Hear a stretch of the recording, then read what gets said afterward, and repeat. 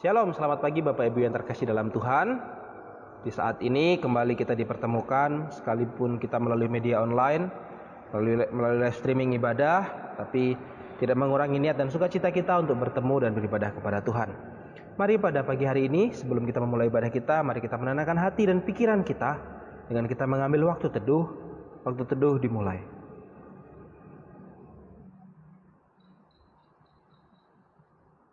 Amin. Saya mengajak Bapak Ibu semua untuk bangkit berdiri. Mari kita akan membacakan bacaan pertanggapan kita di pagi hari ini. Pembukaan ibadah. Pilihlah pada hari ini kepada siapa kamu akan beribadah.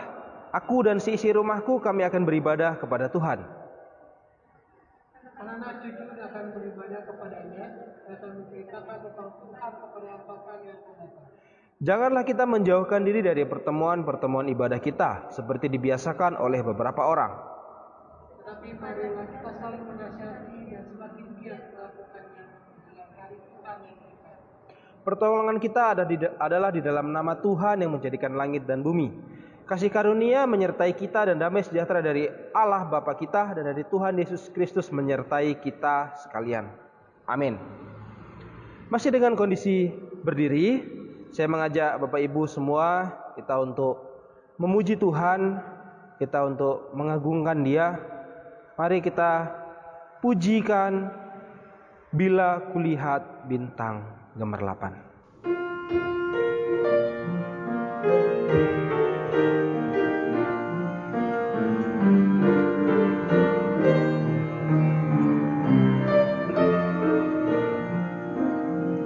Bila kulihat bintang gemerlapan dan bunyi guru riuhku dengar, ya Tuhanku, tak putus aku heran melihat ciptaanmu yang besar.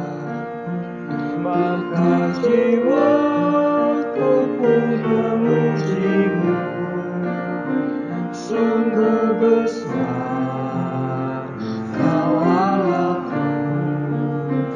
Maka jiwaku pun memujimu, sungguh besar Kau Allahku.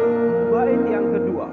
Ya Tuhanku, apabila ku renungkan pemberian-Mu dalam penebus, ku tertegun bagiku dicurahkan oleh Putra-Mu darahnya kudus. Maka jiwaku pun memujimu, sungguh besar Kau Allahku. Maka jiwaku pun memujimu, sungguh besar Kau Allahku. Bait yang ketiga. Apabila nanti Kristus memanggilmu, sukacitaku amatlah besar. Karena Engkaulah yang kurindukan, melihat Engkau Tuhanku akbar. Maka jiwaku pun memujimu, sungguh besar Kau Allahku.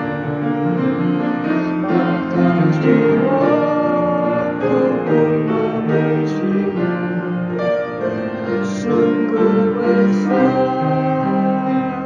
Kau Allahku. Mari kita masuk di dalam doa. Tuhan adalah Bapa kami yang bertahta dalam kerajaan surga. Kami sungguh bersyukur kepadamu.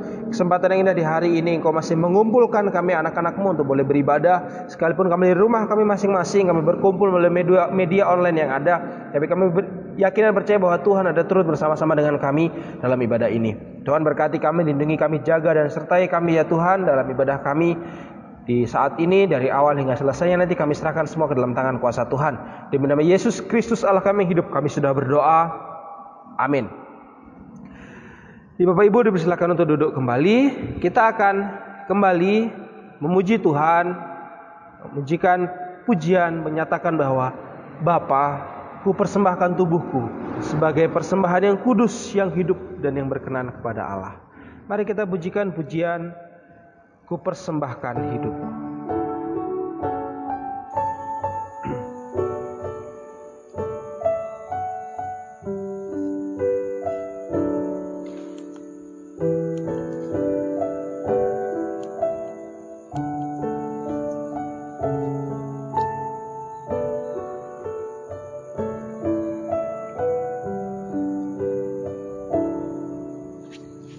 Mari dengan pujian ini kita mempersembahkan seluruh hidup kita kepada Tuhan.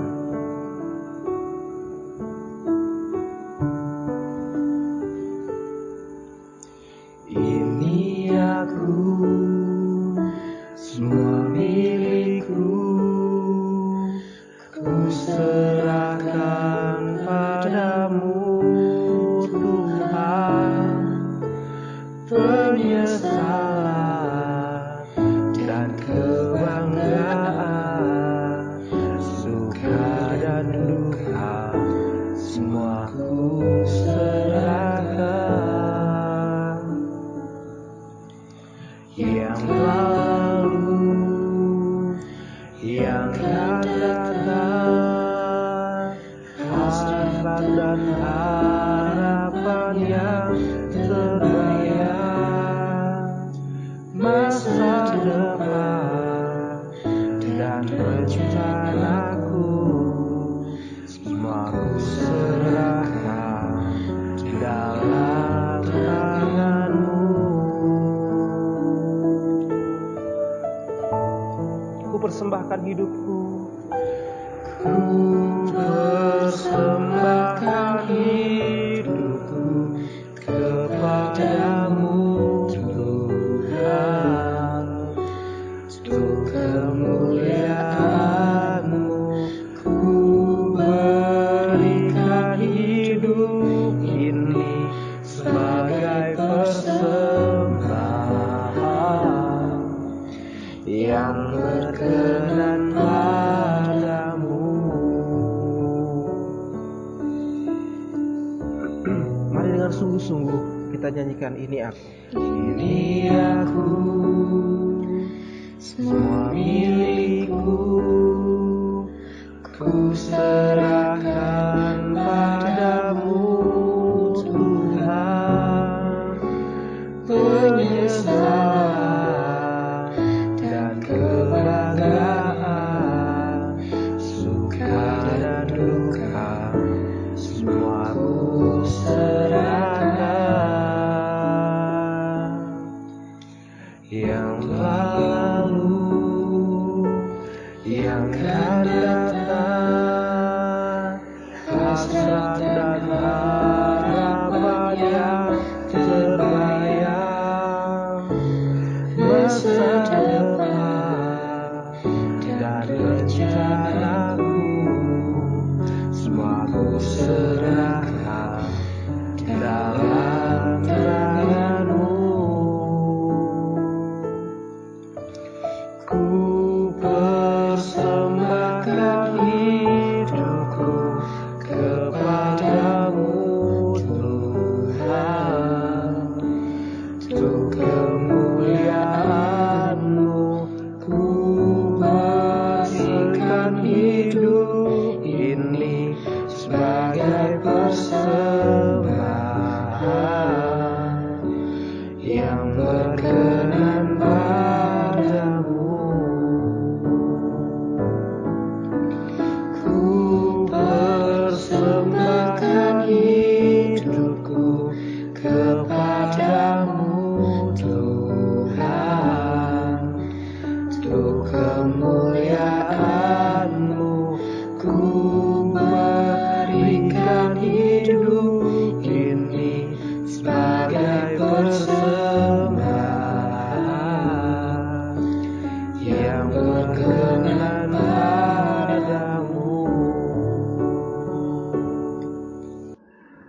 Kiranya dengan pujian ini kita sungguh-sungguh mempersembahkan seluruh hidup kita kepada Tuhan untuk menjadi kemuliaan Tuhan dan menjadi persembahan yang hidup bagi Tuhan.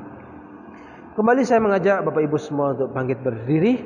Mari kita akan mengikrarkan pengakuan iman kita bersama-sama sebagai orang percaya, bersama dengan orang-orang percaya di segala tempat dan di sepanjang abad. Mari kita mengikrarkan pengakuan iman kita seturut dengan pengakuan iman rasuli. Pengakuan iman rasuli. Aku percaya kepada Allah, Bapa yang Maha Kuasa, Khalik langit dan bumi, dan kepada Yesus Kristus, Anaknya yang tunggal Tuhan kita, yang dikandung dari Roh Kudus, lahir dari anak darah Maria, yang menderita sengsara di bawah pemerintahan Pontius Pilatus, disalibkan, mati dan dikuburkan, turun ke dalam kerajaan maut. Pada hari yang ketiga, bangkit pula dari antara orang mati, naik ke surga, duduk di sebelah kanan Allah, Bapa yang Maha Kuasa. Dan dari sana ia akan datang untuk menghakimi orang yang hidup dan yang mati. Aku percaya kepada Roh Kudus, gereja yang kudus dan am, persekutuan orang kudus, pengampunan dosa, kebangkitan tubuh dan hidup yang kekal. Amin. Bapak Ibu dipersilakan untuk kembali duduk. Bapak Ibu terkasih dalam Tuhan, kita akan mendengarkan pelajaran firman Tuhan, dan juga kita akan memberikan persembahan kita.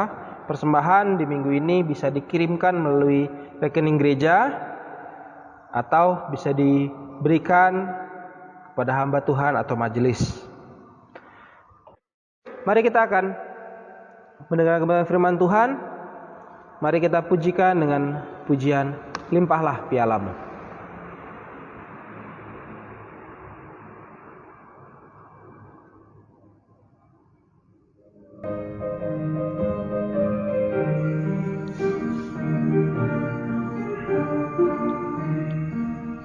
Rindukah kau hidup yang melimpah dari Tuhanmu dan segala yang kau perlu?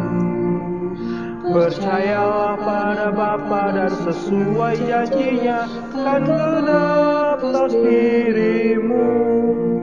Memenuhi hari ini di hatimu, limpahlah pialamu seperti janji Tuhanmu. Memenuhi hari ini di hatimu dengan kuasa Roh Kudus. Darahnya Tuhanmu memenuhi piala kosongmu, datanglah kepadanya. Mempersembahkan dirimu di hadirat Tuhanmu, firman-Nya kau kan diberi.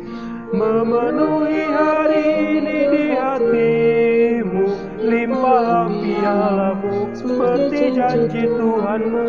Memenuhi hari ini di hatimu dengan kuasa Roh Kudus. Bagaikan saluran berkat Tuhan yang mengalir terus, kasih-Nya tak berubah. Dan Tuhan telah berjanji dengan kuasa Roh Kudus memenuhi pialamu. Memenuhi hari ini di hatimu, limpahlah pialamu seperti janji Tuhanmu. Memenuhi hari ini di hatimu dengan kuasa Roh Kudus. Bapak Ibu yang terkasih dalam Tuhan, firman Tuhan pada hari ini akan disampaikan oleh Saudara Ronald Jackson Manuhutung. Beliau adalah mahasiswa tingkat akhir dari Sekolah Tinggi Teologi Aletheia Malang yang sedang praktek 1 tahun di Gereja Kristen Kalamgurus Doyo Baru. Dan waktu dan tempat dipersilahkan kepada Saudara Jack. Shalom jemaat yang terkasih. Pada pagi hari ini kita akan belajar dari Yesaya 25 ayat 6 sampai dengan 12. Tapi sebelumnya kita bersatu di dalam doa. Mari kita bersatu dalam doa. Tuhan Allah Bapa yang Maha Baik, terima kasih ya Tuhan di pada hari ini ya Bapa. Engkau memimpin kami ya Tuhan untuk belajar akan firman-Mu, mendengarkan akan firman-Mu. Biarlah ya Tuhan Kau yang menolong hamba-Mu ini ya Tuhan dalam menyampaikan firman-Mu, sehingga firman-Mu Tuhan bisa tertanam dalam kehidupan kami dan kami dapat melakukannya dalam kehidupan kami hari lepas hari ya Bapa. Tuntun kami dan ajarlah kami ya Tuhan. Di dalam nama Tuhan Yesus. Haleluya. Amin. Mari kita buka di dalam Yesaya 25 ayat 6 sampai dengan 12. Saya akan bacakan untuk kita semua. LAI memberikan judul tema keselamatan bagi bangsa-bangsa di Sion. Ayat 6, Tuhan semesta alam akan menyediakan di Gunung Sion ini bagi segala bangsa-bangsa suatu perjamuan dengan masakan yang bergemuk, suatu perjamuan dengan anggur yang tua benar, masakan yang bergemuk dan bersumsum, anggur yang tua yang disaring endapannya. Dan di atas gunung ini Tuhan akan mengoyakkan kain perkabungan yang diselubungkan kepada segala suku bangsa dan tudung yang ditudungkan kepada segala bangsa-bangsa. Ia akan meniadakan maut untuk seterusnya, dan Tuhan Allah akan menghapuskan air mata daripada segala muka, dan aib umatnya akan dijauhkannya dari seluruh bumi, sebab Tuhan telah mengatakannya. Pada waktu itu orang akan berkata, sesungguhnya inilah Allah kita yang kita nanti-nantikan supaya kita diselamatkan. Inilah Tuhan yang kita nanti-nantikan. Marilah kita bersorak-sorai dan bersukacita oleh karena keselamatan yang diadakannya. Sebab tangan Tuhan akan melindungi gunung ini, tetapi Moab akan diinjak-injak di tempatnya sendiri, sebagai jerami diinjak-injak dalam lubang kotoran. Apabila Moab mengembangkan tangannya di dalamnya, seperti cara perenang mengembangkan untuk berenang, maka Tuhan akan mematahkan kecongkakan mereka dengan segala daya upaya mereka. Maka kubu-kubu tembokmu yang tinggi akan ditumbangkannya dan diurubukannya dan dicampakkannya ke tanah dan debu.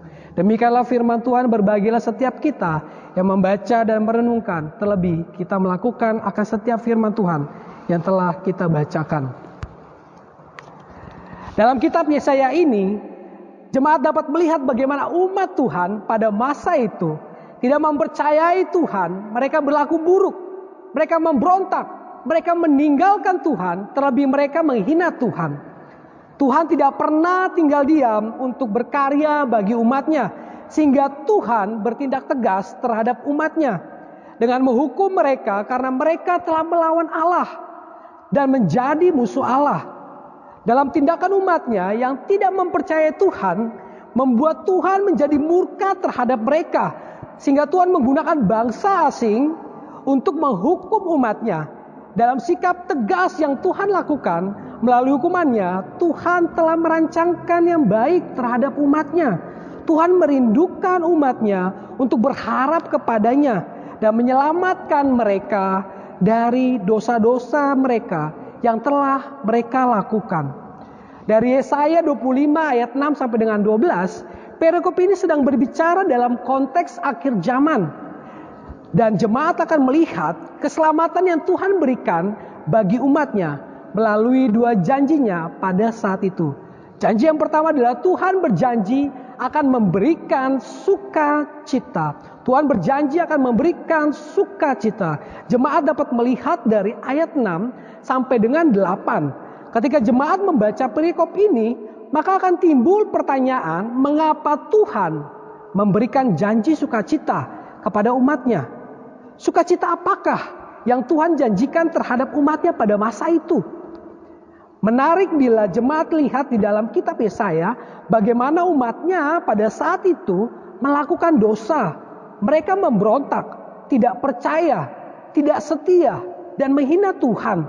Akhirnya membuat umatnya pada masa itu harus diberikan ketegasan untuk mengkoreksi kehidupan mereka, sehingga pada saat itu Tuhan menghukum mereka melalui bangsa lain. Tapi pada saat itu Tuhan malah berjanji akan memberikan sukacita kepada umatnya. Apa sebenarnya tujuan Tuhan? Apa maknanya? Bila jemaat lihat cerita dalam kitab Yesaya dari pasal 1 sampai dengan 25, jemaat dapat mengetahui tujuan Tuhan terhadap umatnya adalah tujuan yang menghantarkan saya dan jemaat untuk dapat memahami dan mengerti bahwa sesungguhnya Tuhan sedang bekerja dan merancangkan yang baik terhadap umatnya, agar mereka mempunyai pengharapan kepada Tuhan dan bukan kepada manusia. Dan bukan sebatas itu saja, Tuhan sedang menunjukkan betapa sayangnya Dia terhadap umatnya pada saat itu, sehingga Dia begitu setia terhadap mereka. Hal tersebut dapat dilihat dalam pasal 25 ayat 1 yang berkata, "Ya Tuhan, Engkaulah Allahku, aku mau meninggikan Engkau, mau menyanyikan syukur bagi nama-Mu.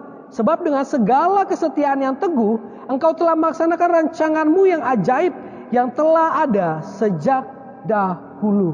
Di sini jemaat dapat menyadari bahwa sesungguhnya Tuhan sedang menyelamatkan mereka bukan karena hukuman, tapi Tuhan sedang menyelamatkan mereka dari dosa yang menjauhkan mereka daripada Tuhan. Alasan inilah yang membuat Tuhan berjanji pada masa itu untuk memberikan sukacita seperti suatu perjamuan dengan masakan yang bergemuk, dengan anggur yang paling baik, mengoyakkan kain perkabungan yang diselubungkan kepada bangsa-bangsa dan tudung yang ditudungkan kepada segala bangsa, meniadakan maut, menghapus air mata, dan aib umatnya dijauhkan dari seluruh bumi. Hal ini terjadi ketika umatnya berada di Gunung Sion. Maksudnya apa nih dari semua hal tersebut? Ketika saya membaca kamus lambang, Gunung Sion ini melambangkan tempat kediaman Allah yang mempunyai sistem yang berasal daripada Allah. Kemudian anggur dilambangkan sebagai anugerah Allah atau Injil. Sedangkan tudung dalam kamus pedoman melukiskan kebutaan rohani. Dari janji inilah saya dan jemaat dapat mengerti bahwa Tuhan tidak ingin umatnya menderita, melainkan Tuhan menegaskan bahwa di dalam Dia ternyata ada sukacita, kedamaian, dan hikmat untuk membedakan hal yang jahat dan yang benar. 2000 tahun yang lalu Allah mengutus anaknya untuk mendamaikan saya dan jemaat dengan kasih Allah. Sehingga saya dan jemaat dapat berdamai, berharap, dan datang kepadanya. Ini ditujukan sebagai bukti kasih sayang Allah terhadap kita semua. Pada saat ini, saya tidak tahu apa yang jemaat alami di hari-hari ini. Ketika jemaat melihat zaman Yesaya, zaman Yesus Kristus, dan saat ini, saya dan jemaat masih bisa berharap kepada Allah dengan selalu mengingat akan kasih Allah melalui Yesus Kristus. Sehingga dalam setiap tekanan atau masalah atau kesulitan yang kita hadapi, Tuhan akan memberikan sukacita penuh terhadap kita. Bukan pada saat ini saja, tetapi dalam kehidupan kita ke depan, maupun ketika saya dan jemaat telah mati kelak. Dari kitab Yesaya ini, jemaat bisa memahami bahwa dosa umatnya pada masa itu membuat mereka semakin jauh daripada Tuhan. Tetapi karena Tuhan begitu mengasihi umatnya, sehingga Dia merancangkan yang baik untuk menyelamatkan mereka dari kebinasaan dan membawa mereka untuk hidup bersama-sama dengan Tuhan dalam sukacitanya melalui janjinya. Janji yang kedua yang Tuhan berikan kepada umatnya pada saat itu adalah janji akan menghancurkan lawannya. Kita mendapat janji tersebut melalui ayat 9 sampai dengan 12. Pertanyaan bagi kita semua, ketika kita membaca ayat ini, mengapa Tuhan tidak menyelamatkan mereka, tetapi malah menghancurkannya? Ketika jemaat membaca ayat 9 sampai dengan 12, jemaat akan melihat perbandingan perbedaan kondisi yang sangat bertolak belakang. Di mana pada ayat 9 sampai dengan 10a ada situasi ketika mereka menerima janji sukacita yang diperoleh daripada Tuhan. Mereka pada saat itu berkata, sesungguhnya inilah Allah yang kita nanti-nantikan, supaya kita diselamatkan, dan membuat mereka bersorak-sorai yang dikarenakan keselamatan yang diadakan oleh Tuhan. Hal itu terjadi dikarenakan Tuhan melindungi Gunung Sion. Bila jemaat melihat pasal 25 ayat 4, firman Tuhan berkata,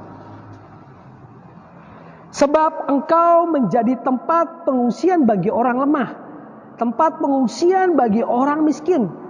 Dalam kesesakannya, perlindungan terhadap angin ribut, naungan terhadap panas terik, sebab amarah orang-orang yang gagah sombong itu seperti angin ribut di musim dingin. Dari ayat ini, jemaat bisa mengetahui bahwa Allah melindungi mereka yang lemah dan berkesusahan pada saat itu. Sedangkan pada ayat 10b sampai dengan 12, jemaat melihat bahwa Allah akan berjanji menghancurkan bangsa Moab. Pertanyaannya, mengapa Tuhan tidak menyelamatkan bangsa tersebut? Dalam pasal 25 ayat 11 berbunyi, apabila Moab mengembangkan tangannya di dalamnya, seperti cara perenang mengembangkannya untuk berenang, maka Tuhan akan mematahkan kecongkakan mereka dan segala daya upaya mereka. Dari ayat tersebut, maka dapat disimpulkan yang membuat mereka tidak diselamatkan dikarenakan adanya kecongkakan. Menariknya, apa sebenarnya membuat mereka menjadi begitu congkak? Dan Tuhan tetap berkeputusan untuk menghancurkan bangsa Moab. Bila jemaat lihat rujukan-rujukan silang yang ada pada kitab Yesaya, maka jemaat akan mengetahui mengapa Allah berkeputusan dengan begitu bulat untuk menghancurkan mereka bangsa Moab. Dalam Amos 2 ayat 1, kita mendapatkan perbuatan jahat Moab yang berulang-ulang diperbuat sehingga Allah tidak akan menarik kembali keputusannya untuk menghancurkan bangsa tersebut. Kemudian di dalam Jefanya 2 ayat 8 sampai dengan ayat 8 dan 10, kita mendapatkan Moab mencela umat Tuhan dan membesarkan diri terhadap daerah umat Tuhan. Lalu di dalam Yeremia 48 ayat 7, 13, 26, 35 dan 42, kita mendapatkan bangsa Moab percaya pada kekuatan pertahanannya, perlindungannya dan keselamatannya yang daripada benteng kotanya tersebut. Terlebih, bangsa Moab percaya kepada dewa Kamos sebagai Allahnya. Dan bangsa Moab membesarkan diri terhadap Tuhan. Kemudian di dalam Yesaya 16 ayat 6, kita mendapatkan bangsa Moab bercakap angin yang tidak benar atau omong kosong atau membual. Jadi kita mendapatkan alasan kenapa bangsa Moab dihancurkan oleh Allah. Yang pertama, bangsa Moab memiliki perbuatan jahat yang selalu dilakukan berulang-ulang sehingga membuat Allah memutuskan untuk menghancurkan bangsa Moab. Yang kedua, bangsa Moab membesarkan diri terhadap Tuhan.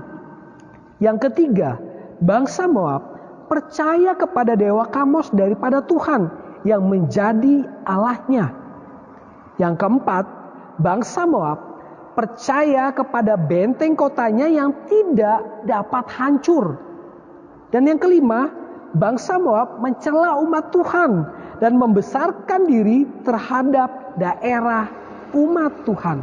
Yang keenam, yang terakhir adalah bangsa Moab berbicara omong kosong tentang hal-hal yang tidak benar. Bila jemaat perhatikan, urutan nomor 2 dan 3 itu menceritakan penolakan bangsa Moab terhadap Tuhan dan lebih percaya kepada dewanya, yaitu dewa Kamos. Lalu dalam urutan yang keempat itu menceritakan bangsa Moab tidak akan pernah hancur karena ada perlindungan dari benteng yang mengelilingi kota tersebut. Kemudian urutan yang kelima dan yang keenam itu menceritakan bagaimana bangsa Moab meremehkan sesama manusia. Dari 6 hal inilah membuat Allah memutuskan akan menghancurkan bangsa Moab. Pada 1 Petrus 5 ayat 8 berbunyi, "Sadarlah dan berjaga-jagalah, lawanmu si iblis berjalan keliling sama seperti singa yang mengaum-ngaum dan mencari orang yang dapat ditelannya." Saat zaman itu, Petrus ingin mengingatkan kepada orang-orang di sana bahwa iblis tidak akan pernah tinggal diam. Dia akan terus giat untuk membuat manusia jatuh ke dalam dosa. Dan inilah yang menjadi tantangan bagi diri saya dan jemaat. Setiap harinya saya dan jemaat terus bergumul melawan dosa-dosa kita. Setiap saat hingga akhir hidup kita, kita berharap dan kita percaya kelak Allah akan menghancurkan si iblis sebagai lawannya.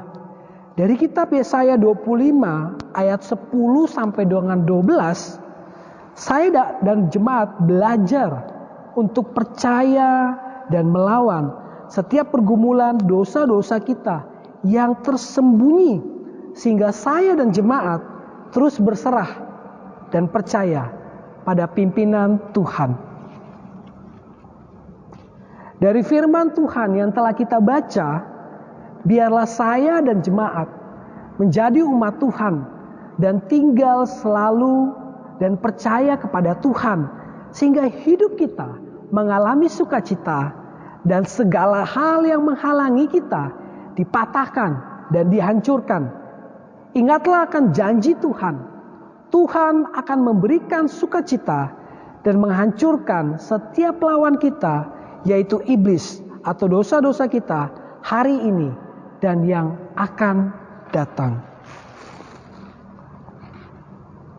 Mari kita bersatu di dalam doa. Tuhan Allah Bapa yang Maha Baik, terima kasih atas firman-Mu, di mana hamba-Mu telah menyampaikan segala isi hati-Mu ya Tuhan. Biarlah firman-Mu ini Tuhan tertabur di dalam hati dan pikiran kami, sehingga firman-Mu Tuhan memimpin kehidupan kami, untuk kami hidup dalam sukacita-Mu ya Tuhan. Terlebih kami percaya Tuhan Kau akan menolong kehidupan kami hari lepas hari. Di dalam keadaan seperti ini pun kami percaya Engkau akan menuntun kami melewati segala yang terjadi yang Kau izinkan di dalam kehidupan kami. Terima kasih Tuhan atas firman-Mu.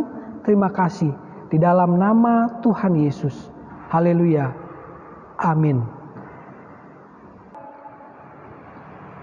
Ya Tuhan, pada pagi hari ini ya Tuhan, kami memohon kepadamu, berkati ya Tuhan akan pemerintah pusat dan daerah ya Tuhan dalam mengelola pandemi COVID-19 ini ya Tuhan. Tuhan, kami ingin mempercayakan Tuhan pemerintahan kami ini Tuhan ke dalam tangan-Mu.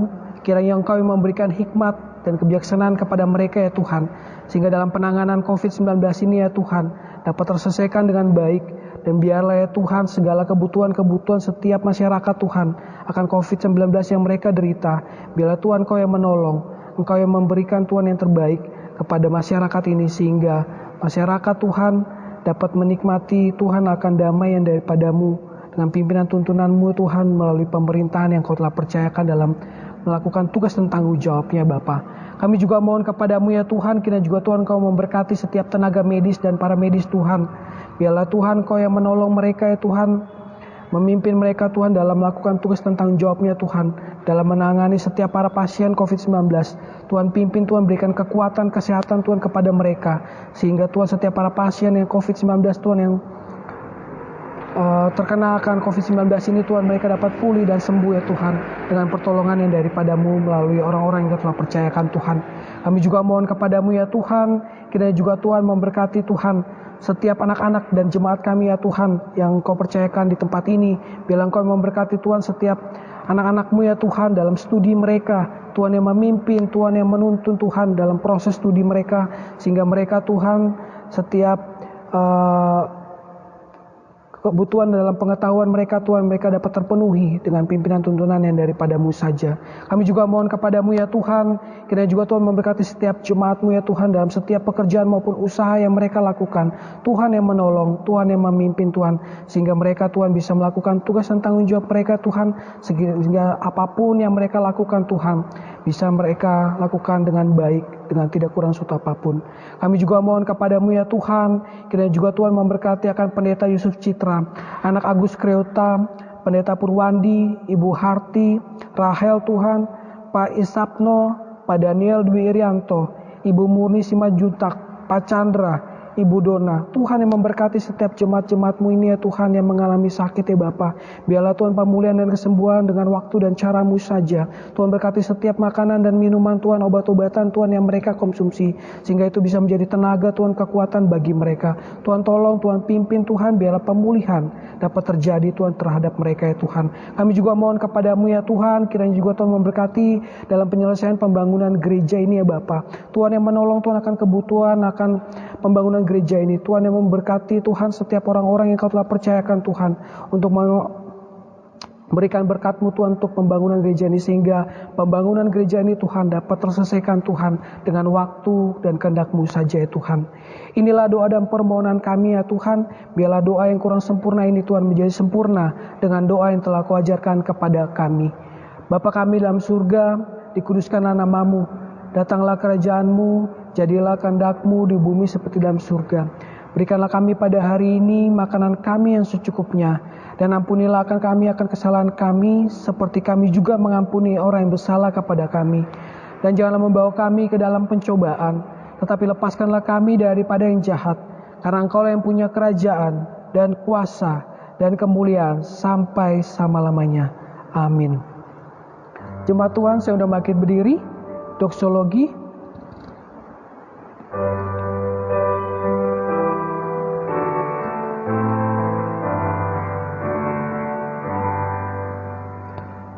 Puji Allah Bapa, Putra,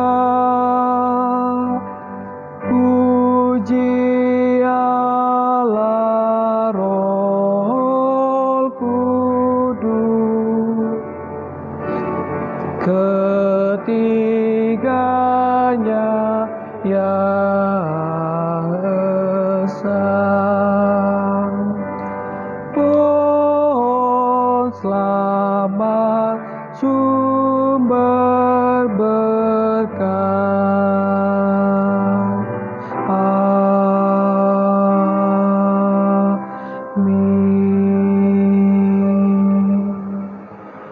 Tuhan memberkati engkau dan melindungi engkau. Tuhan menyinari engkau dengan wajah-Nya dan memberi engkau kasih karunia. Tuhan menghadapkan wajah-Nya kepadamu dan memberi engkau damai sejahtera. Amin.